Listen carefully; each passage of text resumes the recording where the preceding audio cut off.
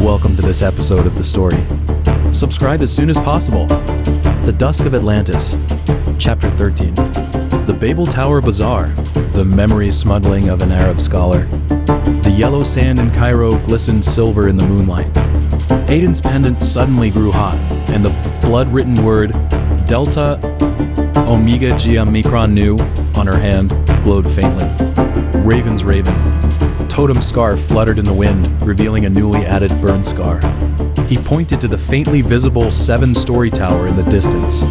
That's the Latin tower of the Babel Tower Bazaar, where Nero's true memories are hidden. At the entrance of the bazaar, Aiden touched the rusty iron gate. A projection of medieval torture devices appeared on the surface of the memory storage tank. Suppressing her anger, she watched as the guards used memory scythes to harvest the merchant's fear memories. Those memories defined as dangerous by the church were being transported through pipes to the memory furnace at the top of the tower. "Remember, don't get close to the central fountain," Raven lowered his voice. Another feather fell from his scarf. "Inhaling those foul language memories, you'll forget your own name."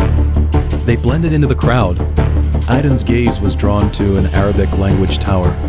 On the windowsill were memory crystals of the unexpurgated version of 1001 Nights. The story of Sinbad's voyages flickered in the crystals, with faint glimmers of starred court coordinates.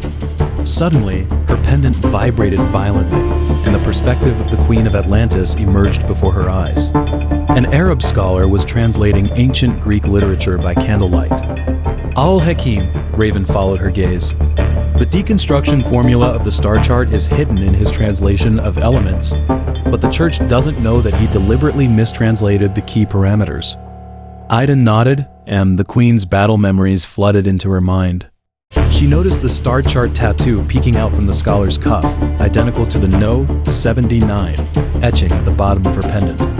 When she tried to approach the tower, she was blocked by Leah de Montfort's memory threads. Still looking for the spark of rebellion?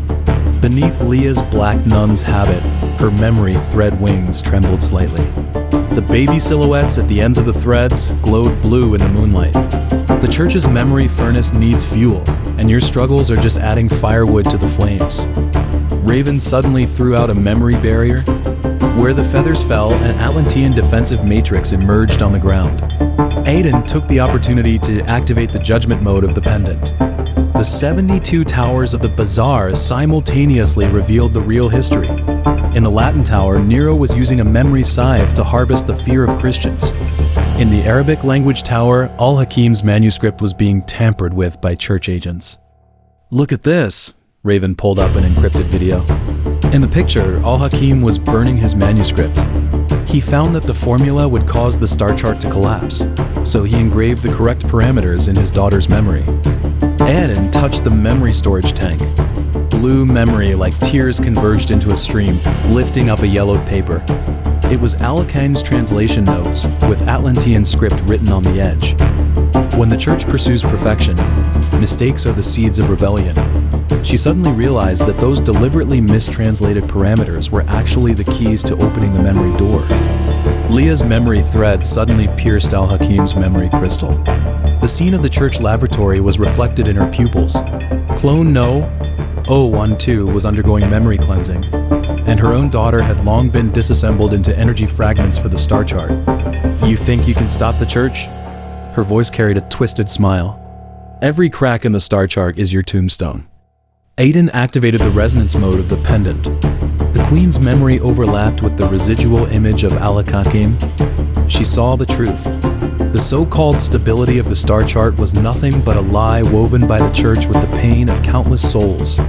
When she pressed the pendant against the door of the memory hearse, among the countdown sounds to the millennium was mixed with Al-Hakim's whisper. "Go to Venice and find a watchmaker wearing an owl mask." The Babel fountain in the center of the bazaar suddenly erupted. The foul language memories in various languages formed a hurricane. Aiden instinctively covered her mouth and nose, but saw Leah's memory threads being torn apart by the storm. The baby silhouettes at the ends of the threads disintegrated one after another, revealing the true face of the church's gears beneath. "They use your pain to create weapons, just like they used my daughter." Leah's wings began to dissipate. She grabbed Aiden's wrist, and the memory threads pierced the blood, written word on the back of the other's hand. But pain can also be a key. Look at this. Aiden's vision suddenly switched to the church's memory temple. Countless babies were implanted with memory incubators numbered from 001 to 78. When the picture stopped at the 079 incubator, she saw a clone identical to herself with a gear mark on the nape of the neck, the same as her mother's cross. The truth of the Prometheus project, Leah's voice gradually faded. All clones are batteries for the star chart, and you are the only variable that can overload it. Raven promptly created a barrier with memory feathers and dragged Aiden into the memory tunnel. The cold dust on the tunnel walls suddenly revealed Arabic language memory remnants, the scene of Al-Hakim's last moments. Church agents were interrogating him about the whereabouts of the formula. He crushed the false teeth containing the correct parameters, and the blood drew cracks of the star chart on the parchment. He hid the formula in the memory remnants of 1001 Nights. Raven stroked the feathers on his scarf. The loopholes in each story are the entrances to rebellion. Aiden clenched the pendant. The No 79 at the bottom coincided with the start chart coordinates at the end of the tunnel. She knew that on the next full moon, the memory feathers of all Star Guardians would gather in St. Mark's Square in Venice, and Leah's words stabbed at her mind like thorns. When the church pursues perfection, mistakes are the seeds of rebellion. In the memory graveyard, a new storage tank began to condense the memory fragments of Al-Hakim. Aiden touched the tank and saw the Greek letter that he deliberately mistranslated while translating, which meant rift in Atlantean. At the church headquarters, the Archbishop watched the collapsing Babel Tower Bazaar in the crystal ball and sneered. What they needed was precisely this rift to start the next stage clone harvesting plan. Leah woke up in the ruins, looking at her gradually transparent palm. She took out the memory capsule given to her by the church envoy from her cuff. Inside was no longer the illusion of her daughter, but Al-Hakim's real memory. The end of the star chart is not stability, but destruction. She put the capsule into the fountain.